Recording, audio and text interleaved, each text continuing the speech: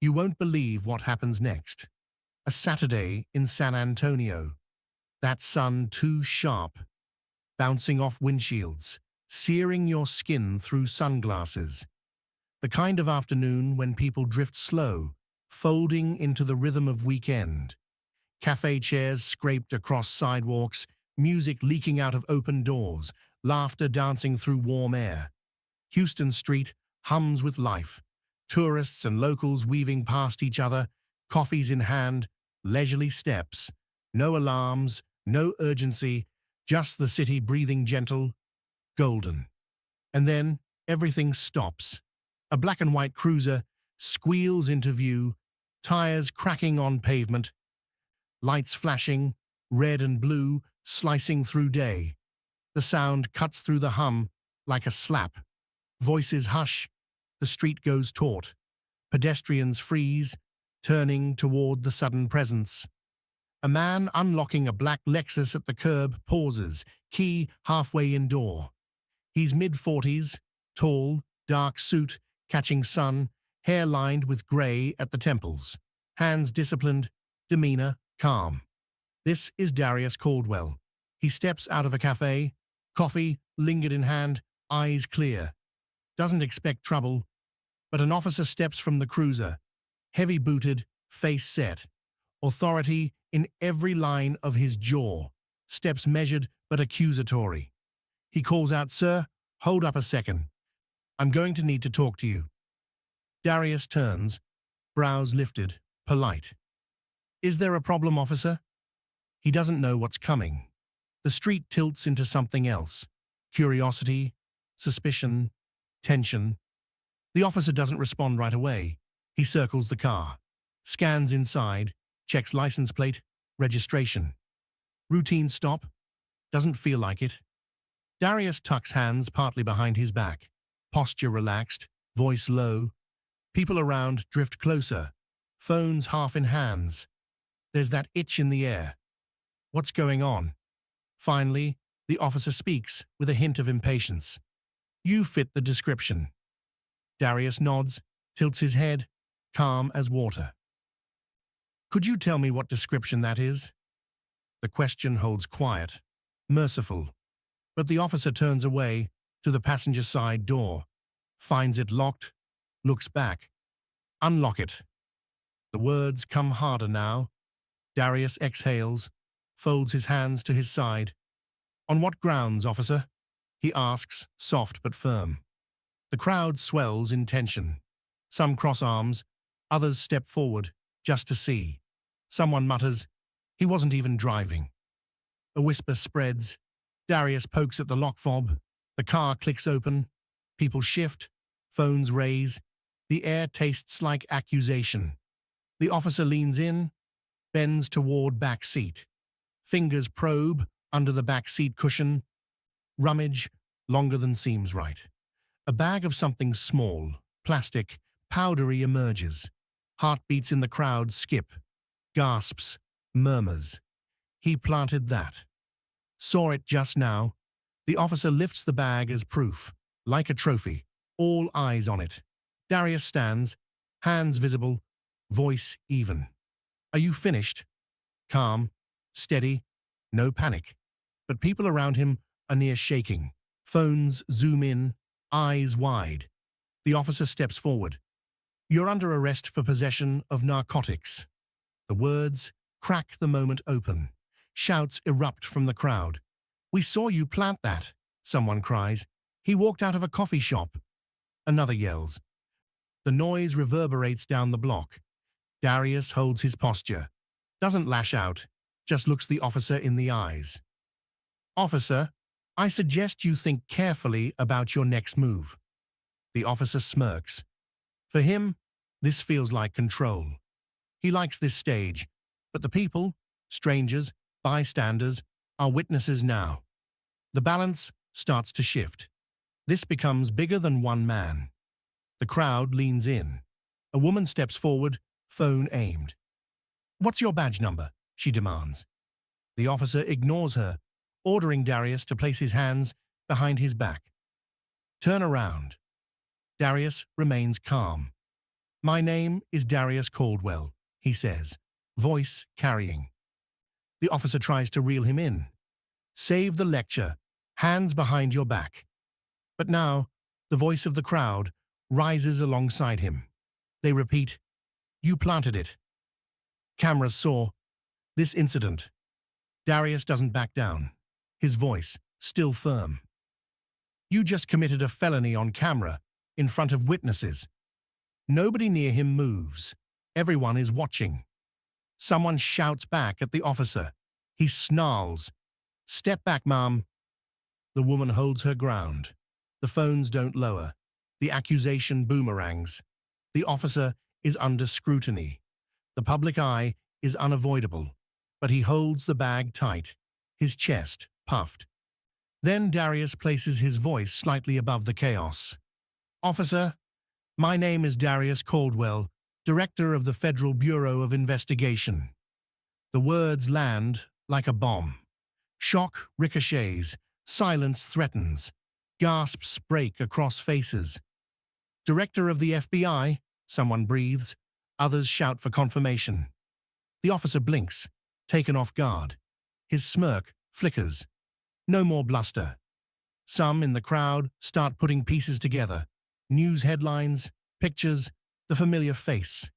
The officer tries to deny. Nice try, he says, voice shaking. But Darius doesn't flinch. He turns his head just enough so cameras pick up his profile. You heard me. Darius Caldwell, every word you said and action you took are on tape. He nods to the phones around. The faces. This is career suicide. Someone in the crowd, middle-aged, dressed in business clothes, steps forward. Recognition in eyes. I saw his appointment on the news last month, she says. Another nod from a few nearby. The officer's face drains. He sucks in breath. The bag of drugs, once his proof, becomes weight in his hand. Backup sirens wail down the alley, 2 more patrol cars turning the corner. Lights fling colors across the pavement. The original officer grips Darius's arm, trying to pull him toward the cruiser. But his hands tremble, blood flushes to his ears. He is no longer commanding this moment. The senior officer arrives, uniform pressed, radio clipped, eye hard. What's going on here? His voice is sharp, expectant. Original officer holds up the evidence bag. Caught him with narcotics. He resisted. Witnesses interfered. The crowd roars in contradiction. You planted it, they shout. We saw you. Everybody's got video. Phones push forward, clicking. Senior officer looks at Darius. Darius, cuffed but upright, meets his gaze. Steady. Sir, call dispatch. Confirm who I am. Young officer, anxious, pulls radio. Unit 12. Confirm identity of Darius Caldwell, claims to be FBI director. Static crackles. A moment. A hush. Everyone holds breath. Drivers stop. Pedestrians around lean. Tension like electric wire between buildings. Dispatcher's voice comes through the speaker of the radio. Confirmed. Darius Caldwell is the director of the Federal Bureau of Investigation. Silence swells. The younger officer's eyes widen. The senior officer stiffens. The original officer's face goes slack. The crowd floods with reaction. Gasps, relief, vindication. Phones record the moment like history.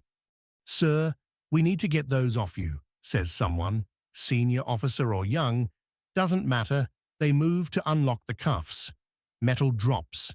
Darius rubs wrists, not out of anger, but to settle the moment. He doesn't raise his voice.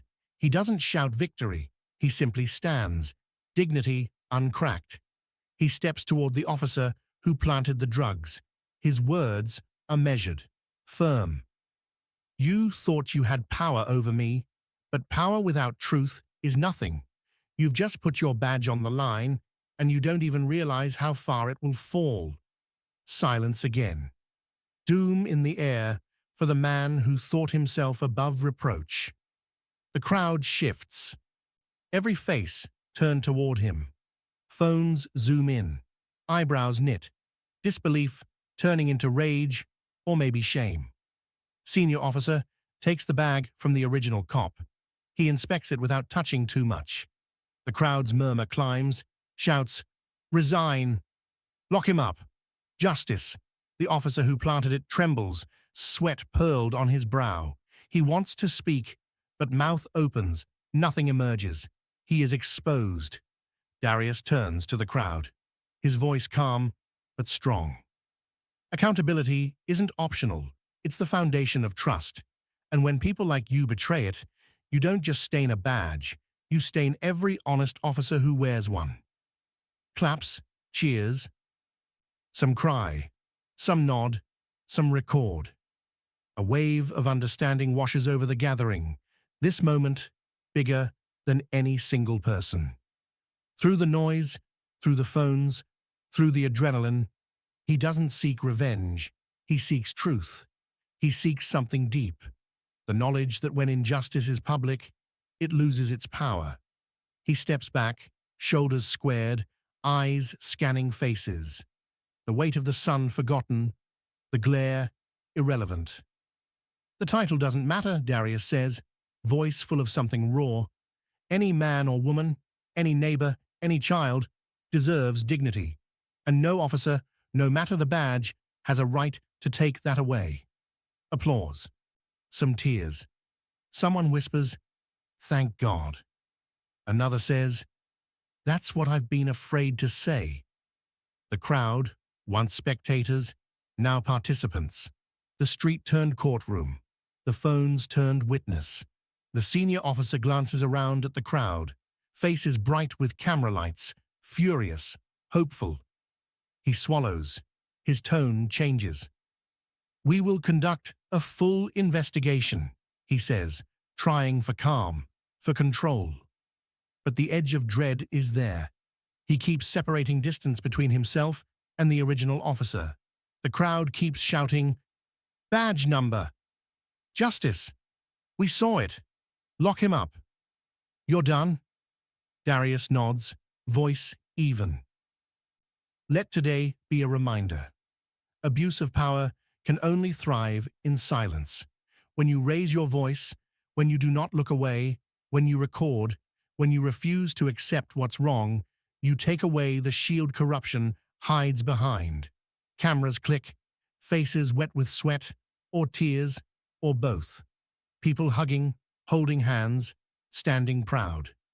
The officer who planted the drugs is walked back to the cruiser, head bowed. No swagger left, gone. The same man who thought he controlled a spectacle is now the spectacle. The cameras follow his limp steps, every footfall echoing something like shame. Darius steps lightly down from the curb, his suit a little rumpled, wrist still sore. He doesn't demand applause, doesn't smile wide, but there's strength in his posture, respect in the air. He turns once toward the people who stood with him. Not behind him, beside him. He holds up his hand, not to dismiss, but to acknowledge. "Thank you." The crowd roars back, voices mixing relief, awe. People pat his shoulder, nod, take each other's hands. He draws breath, then speaks again. "What happened here today, this isn't about me. It's about something bigger." He pauses so the moment settles. It's about any person. It's about your niece, your neighbor, the stranger you passed this afternoon. Justice, true justice, depends on truth. And on us. Not titles, not uniforms, but people who see, people who record, people who speak. A young woman sobbing softly says, "We saw it." Others nod. Someone raises a fist. Someone lowers a hat. Some places, the sun breaks golden through smoke-thin clouds, shadows long across the pavement. Eventually the sirens fade into silence. The backup cars pull away. The street returns to breathing. The traffic hum resumes, but the air stays changed. Electric, raw, awake. Phones still out, videos still streaming. Conversations started. Did you see? They'll talk about this. This'll go national. The names will spread. The plot will twist. But what can't be undone is what was visible. What can't be erased is what everyone saw. Darius steps toward the edge of the sidewalk. He breathes deeply. He doesn't gloat. He doesn't boast. He simply lets people know that power, though it can oppress, can also be held accountable. That standing in public, telling truth, matters. That sometimes silence is the real crime. The sun, relentless, still beats down. But it doesn't burn like it wanted to. Because today, light found its reflection in the people watching. Today, truth didn't hide in shadow. Today, justice was born in the wide open.